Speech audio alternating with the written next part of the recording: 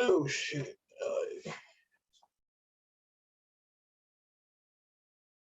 Let me see. Let me see. These stats back up.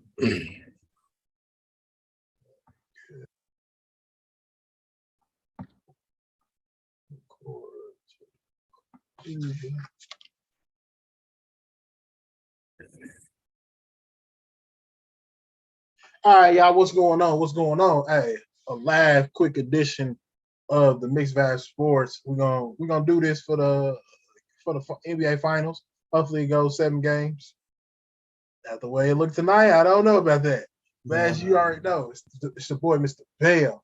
What's going on, Dion? Not much. What's going on? You enjoy this game today? No. Did you?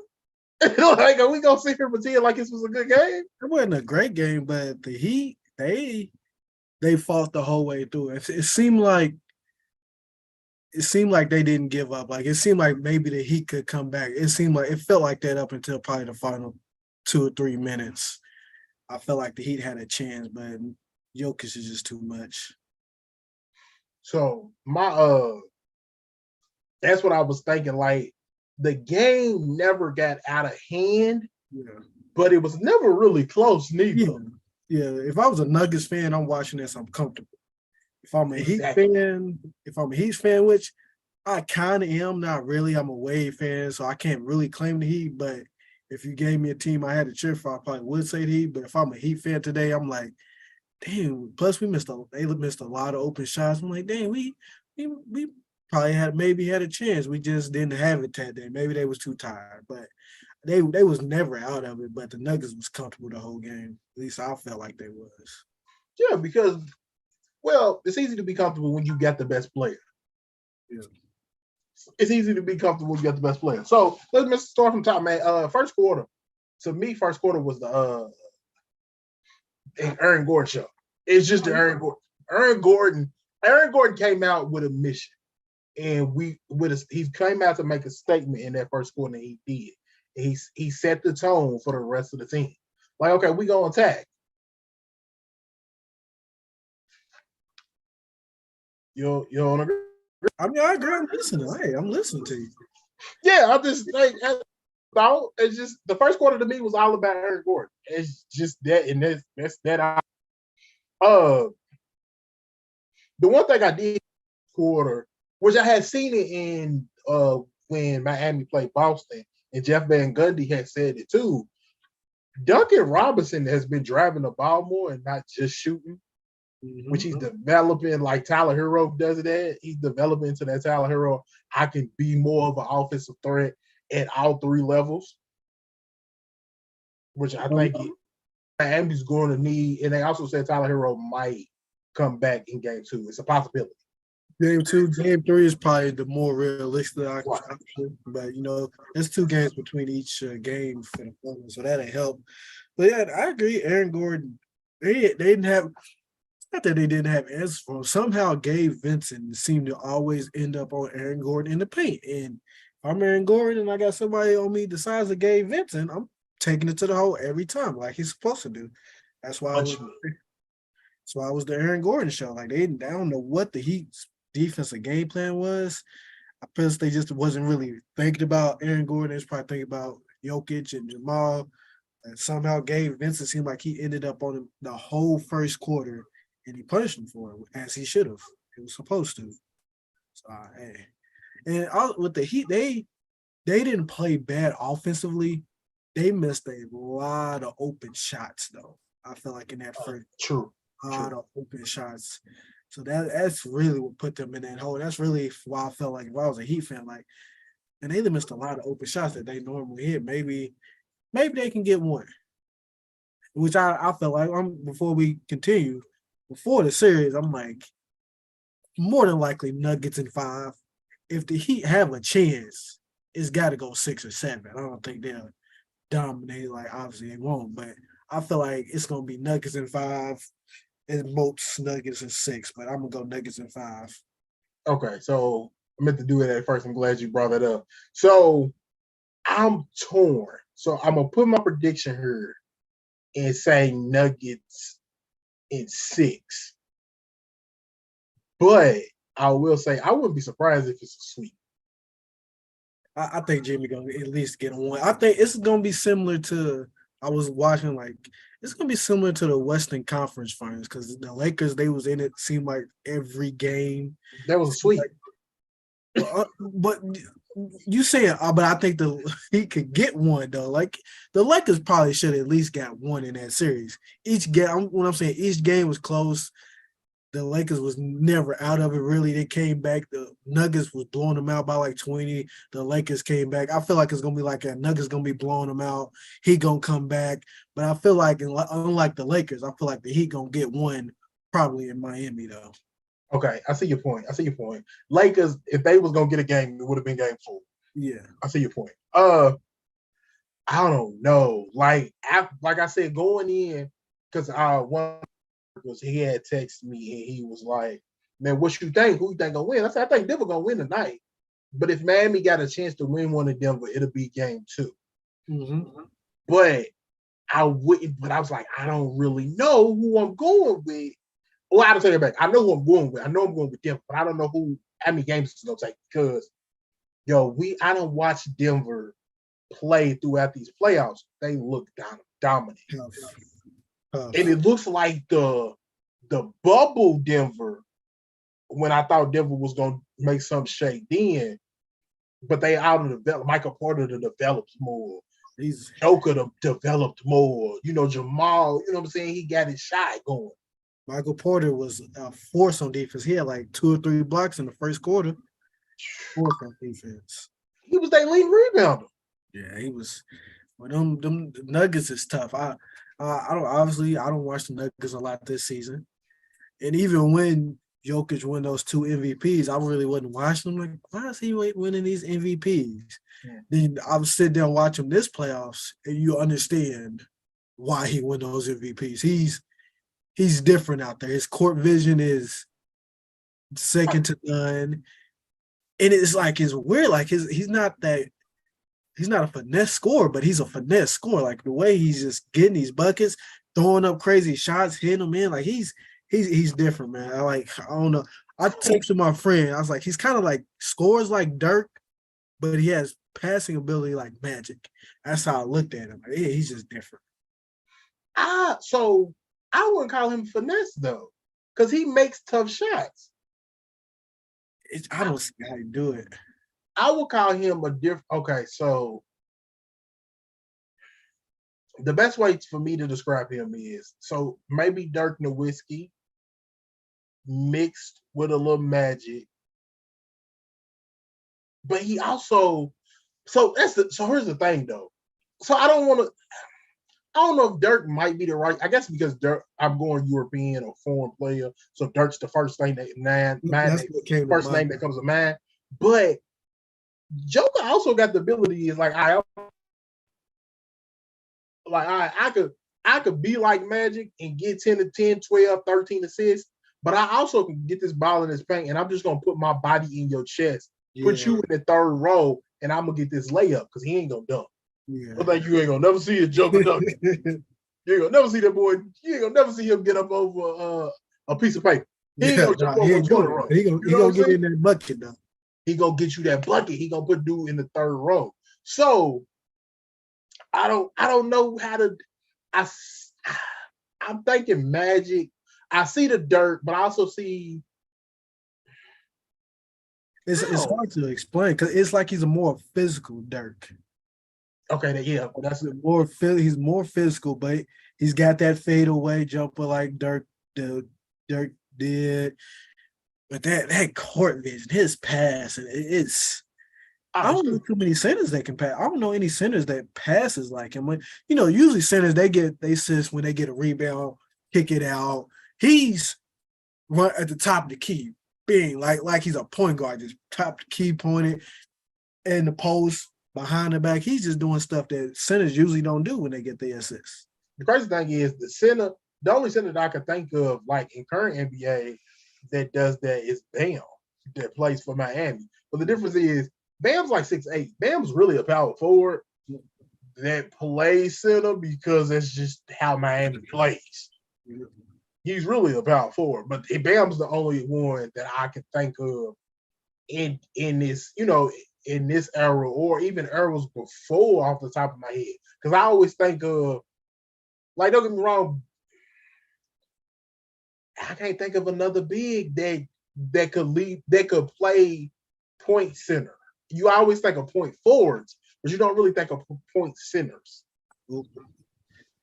Even centers that like Shaq, the offense ran around him, but he wasn't out here throwing, going into the top of the key, setting somebody up. Your David Robinsons, your Keems, they wasn't doing what he's doing. Don't get me wrong, Hakeem did have some dimes, but not to the level of Joker. It's crazy. It's crazy. And I understood why he won those 2 MVPs. And even watching Joel, shit, Joker probably should have got this 3rd one this year too, man. I've been saying this since Joel won this year. I think Joker should have won this year. The problem is, last year I think Joel should have won, and the year before I think Chris Paul should have won. Okay. So it wouldn't have been Joker's 3rd MVP. It would have been his 1st. Even if you want to give him the one last year or the year before, I don't like one of them years he shouldn't have got, especially last year. They were 6th in the West. Don't get me wrong, I know everybody was hurt, but they were still 6th in the West. We just passing out MVPs out here. Kind of like we passing out NBA first teams. That's a whole nother conversation. I think they did that really because they knew everybody. You could tell Jamal Murray wasn't the same. That's probably what it was. He was carrying the team with a half Jamal Murray, so they probably felt a little bit bad for him. Yeah, I mean, I think Jamal got back real late. I get that, but I don't know. I still don't think he should have been MVP. But back to this game, more importantly, what do you think Miami can do to get going? Because my first thought was honestly, I seen how they was putting Joker in the pick and roll. So either if Joker came up, they just gonna throw the ball behind him because nobody else was closing in. But if he didn't close on the ball handler, the ball handler was gonna shoot that 3. So what do you think Miami could do? I think one, they gave up 104 points, which isn't a lot in today's NBA game. The biggest thing they really need to do is make their shots. They need to play better offensively. They need to protect the ball a lot more. Even though they only had 8 turnovers today, so it wasn't too bad. But a big disparity in today's game, and it's actually an NBA record. They was talking about it at the end of the game. The Heat only took 2 free throws the whole game. Oh. They need to get to the paint more. I think if they get to the paint more, this might be they probably could definitely get one. But only 2 free throws the whole game both of them by Highsmith.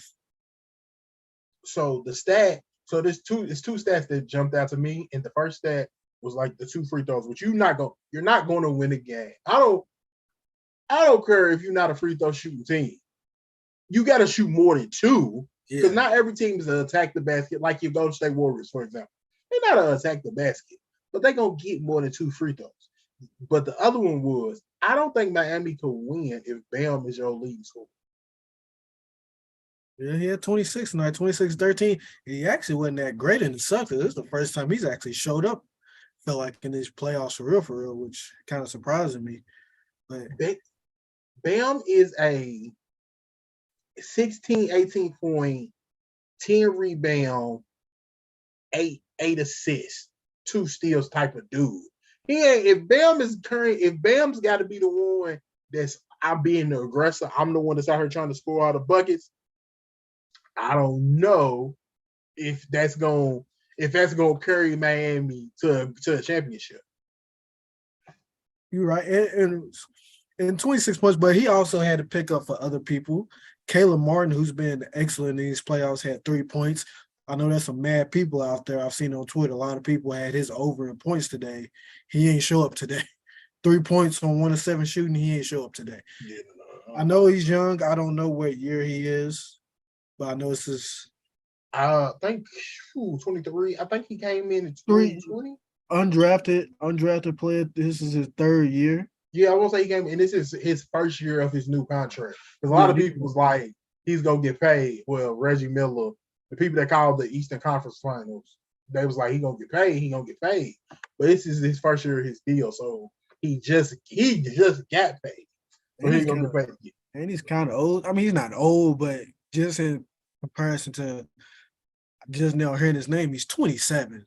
Well, he went to North Carolina State first, and then he got a twin. His twins in the league too. Okay, yeah. He I don't know, something happened. I don't know if they got cut or the coach didn't want him back. I don't know what happened, but they ended up going to Nevada for a couple years or whatever. Then they went to the league. Yeah, so he went to Charlotte first. He spent 2 years in Charlotte. Then he's in Miami. But yeah, so he has to play better. I don't know if it was a little nerves being the first game of the NBA Finals. He has to play better. I mean, it's kind of hard to expect more from someone that has really haven't given you a lot, or you expect a lot in the regular season and he's just showing up in the playoffs and you expect him to continue to do what he's doing in the playoffs, in the finals. But you've shown us some stuff. You gotta keep giving it to us. So Caleb Martin has to play better. But I do have a question for you. I know we talked about it a little bit. Tyler Hero's coming back. How much of a difference do you think he will make in this series? So he was their second leading scorer, right? I think he will. I don't think he's gonna make that big of a difference. And the reason I say that is because he hasn't played since the first round. He's gonna have to get into game shape. So realistically, the biggest impact he's gonna have is later on in the series, game 6 or game 7. I don't know if Miami's gonna get that far for him to be able to put a fingerprint on it. And here's the other thing with Tyler. He don't play defense. He can score. He can get you 25, 30, which Miami probably needs right now. But okay, you put him on a court, who's he gonna guard? They got scores. The Nuggets got scores all over the court. Everybody Nuggets is rolling out there, right? Can put buckets up. You know Joker, you know Jamal, Michael Porter, and you know Aaron Gordon. But they got KCP. KCP gonna score. Yeah, he went off in the Lakers series. He's only had 7 points today, but he can score. Bruce Brown went off in the Lakers series too. I was gonna say they got Brown. Then they got the other foreign guy that he can also score. Who's gonna score? I don't know. And the other thing, well, you talked about KCP. He only like you said 7 points, but coming down in the fourth quarter when Miami got it down to like 9 or 10, KCP hit a mid-range jump shot that kind of silenced Miami's comeback. So